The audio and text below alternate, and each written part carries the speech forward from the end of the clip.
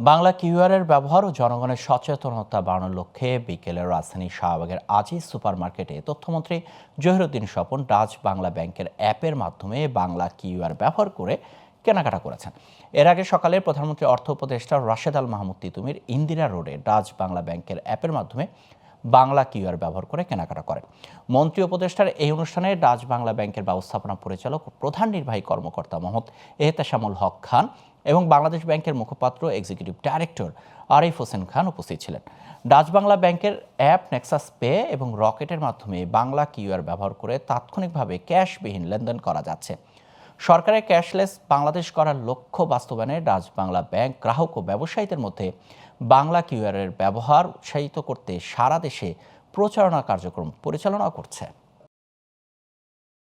সর্বক্ষেত্রে প্রযুক্তির সর্বোচ্চ ব্যবহার আমাদের বাড়িয়ে দেওয়া উচিত। লেনদেনের ক্ষেত্রে বাংলা কিউআর কোড অত্যন্ত আস্থাভাজন একটি মাধ্যম। বাংলাদেশের ভোক্তাদের জন্য একটা নতুন ধরনের সুযোগ এবং সুবিধা তৈরি করেছে। এর মাধ্যমে জনজীবন অর্থাৎ জনগণকে সহজে যাতে লেনদেন করতে পারে এবং যে কোনো উৎস থেকে লেনদেন করতে পারে তার ব্যবস্থা করা হয়েছে।